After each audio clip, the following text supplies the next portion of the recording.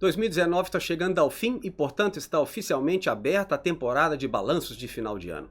E é justamente isso que eu estou fazendo agora com esse vídeo em relação à política ambiental do governo de Bolsonaro, que está completando seu primeiro controverso ano. Porém, porque a partir desse ano as análises de professores universitários de universidades públicas passaram a ser recebidas por muita gente com desconfiança, eu decidi fazer esse balanço com a ajuda de um conservador liberal de direita. Eu entrevistei Alberto Neto, também conhecido como Albertinho. Para quem não conhece, Albertinho é um famoso empresário mineiro do ramo de construção civil que tem sido diretamente impactado pelas políticas ambientais de Bolsonaro.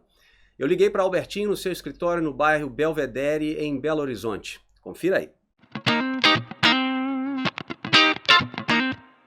Albertinho, seja muito bem-vindo ao Observatório de Política Ambiental.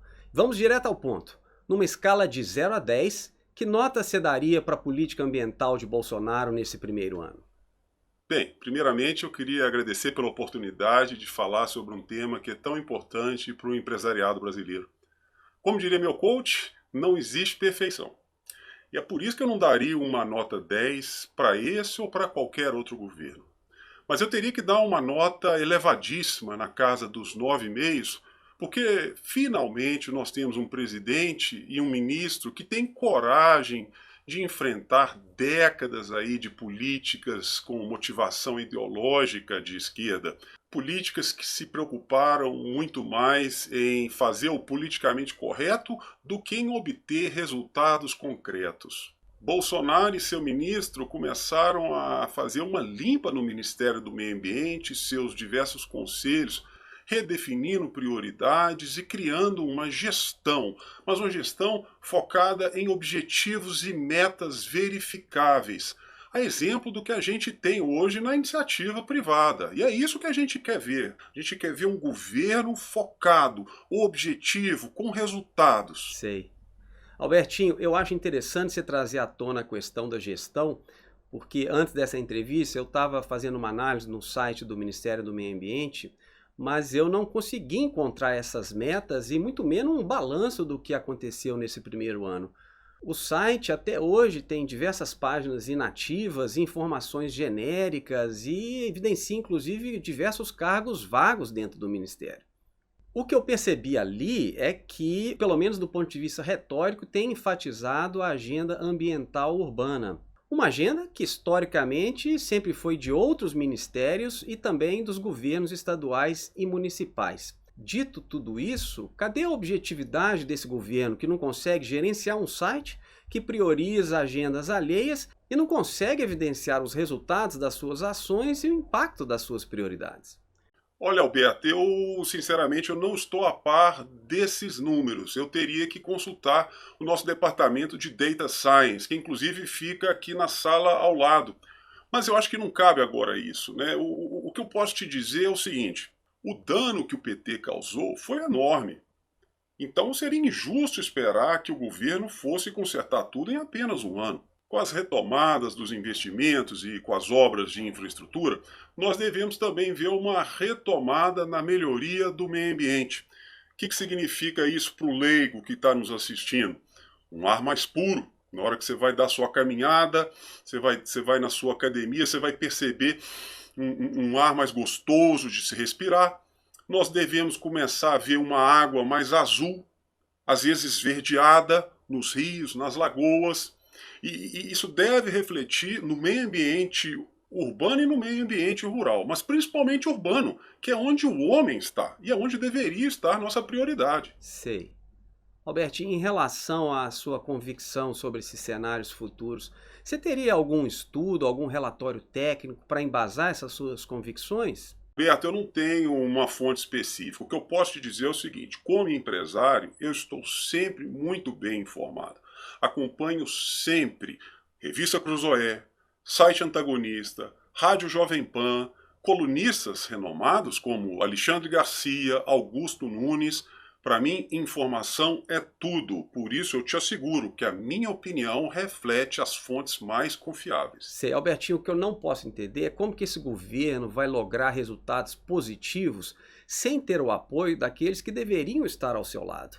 Em 2019, nós testemunhamos um fato inédito de ter os ex-ministros do meio ambiente se unindo para acusar o que seria o desmonte da governança ambiental pública.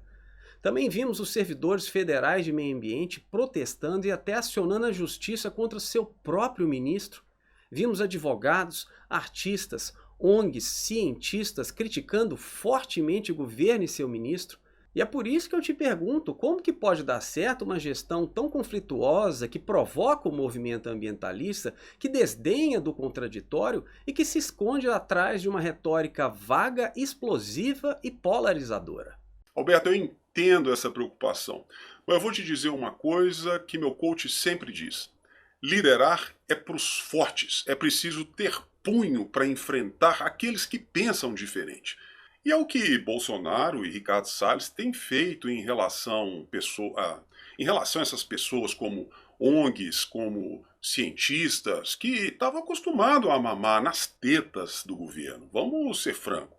Muita gente que se acostumou aí a ganhar um dinheirinho fácil do Estado, agora está vendo a torneira fechar, então é natural que tenha toda essa repercussão. Vamos falar agora de mudanças climáticas. Alguns analistas entenderam que o ministro divulgou com certo prazer a notícia de que a COP25 não teria dado em nada. Esse mesmo ministro, mais no início do ano, explicitou que teria dúvidas sobre as causas antrópicas das mudanças climáticas e deixou bem claro que esse tema não é prioridade para o governo. O que você tem a dizer sobre isso? Olha, Alberto, o governo mais uma vez está certo. Em relação às mudanças climáticas, como o ministro já falou tantas vezes esse ano, aliás, um ministro que não foge do debate. Nós temos visto aí que o ministro tem essa capacidade diplomática de conversar com os jornalistas. Então ficou muito bem colocado esse ano pelo ministro que as causas das mudanças climáticas é um assunto acadêmico, um assunto que acontece nesses fóruns científicos e que ainda não tem consenso. Você tem cientistas que acham que a causa é o homem, você tem cientistas que acham que a causa é o Sol ou é uma causa geológica. Então, nesse contexto, a gente não pode tratar como prioridade questões abstratas como a da mudança climática. O que nós podemos, sim, tratar com muita objetividade questões tangíveis, como a do saneamento básico, que é um sério problema no país e que finalmente, aliás, virou uma prioridade do governo. Agora, só para eu entender melhor sua posição, você já leu os relatórios do IPCC? Você já tentou entender os modelos que tentam inferir as causas do aumento da temperatura média no planeta? Não, eu não li essas fontes específicas e, muito sinceramente, eu não sei se seriam as fontes adequadas para esse assunto, que é um assunto muito difícil. Então, você não pode basear a política pública, decisões estratégicas de investimento, olhando só para um lado, o lado do cientista. Nós temos que ouvir diversas fontes de notícia. Eu já falei aqui hoje sobre essas fontes mais confiáveis que embasam a minha opinião, não só a minha opinião, a opinião daqueles que primam, né, pela imparcialidade, pela objetividade, pela resolutividade. Albertinho, vamos falar agora de Amazônia, ONGs e índios. Em 2019, ficou muito claro que o governo tem um diagnóstico alternativo da realidade. Declarações do presidente dão a entender que seriam as ONGs e os índios as causas das queimadas e do desmatamento na Amazônia. Você concorda com esse diagnóstico alternativo? Concordo sim. Aliás, não só eu concordo, é o que tem falado o agronegócio, o setor produtivo que está à frente aí, carregando o país nas costas, né? Nós temos que tirar essas ONGs comunistas da região, temos que começar a explorar as reservas indígenas, explorar economicamente. O que nós temos que fazer? Dar alternativa econômica para aqueles que moram na região. Porque sem essas alternativas, como é que nós vamos fazer para acabar com o incentivo da ilegalidade? Compreende? É uma questão simples, é uma questão de gestão.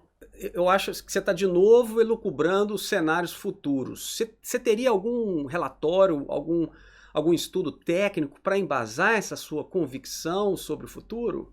Alberto, eu percebo uma obsessão com informação técnica, dado científico. Não, obviamente, eu sou empresário, eu não tenho esses dados aqui agora e até poderia obter com o meu departamento de Data Science. Mas eu já falei e não vou repetir. Assim, as minhas informações são as mais confiáveis possível. Albertinho, para fechar essa entrevista, o ministro Salles, que começou o ano com uma condenação de primeira instância na Justiça, mais recentemente começou a ser investigado por enriquecimento ilícito e será julgado pelo STF em relação a um pedido de impeachment feito pelo Senado. Você acha que o ministro vai continuar no cargo em 2020? Eu assim espero. O Ricardo Salles é um conservador, liberal, de direita. O que significa que ele tem o quê? Pé na realidade. Nós não estamos falando de um vegano que vai para a cachoeira e fica fazendo roda para consertar o meio ambiente. Nós temos um gestor que finalmente está enfrentando interesses contrários daqueles que por décadas acostumaram com seus privilégios. Chega de sátira, chega de deboche. O que está acontecendo aqui, pessoal, é uma tentativa de ilustrar os diálogos imaginários que tivemos em 2019. Um ano que inaugurou uma era de guerras ideológicas, de brigas com fatos e com a ciência, de autoritarismo e de impaciência com o aprendizado. É meu dever, portanto, fechar esse ano alertando para o fato de que a política ambiental de Bolsonaro dificilmente será elogiada pelos especialistas em efetividade de política ambiental pública. Porém, é meu dever também alertar para o fato de que os especialistas em política ambiental pública são uma fração minúscula do eleitorado, o que significa que, infelizmente, 2020 deverá ser mais um ano de controvérsias, de trocas de ódios, de diálogos imaginários. Mas, como diria o filósofo, tudo isso faz parte. E só nos resta continuar lutando pelo conhecimento, pelo respeito, pelo verdadeiro diálogo, pelo bem-estar humano e pela qualidade ambiental do nosso belíssimo território. Avante!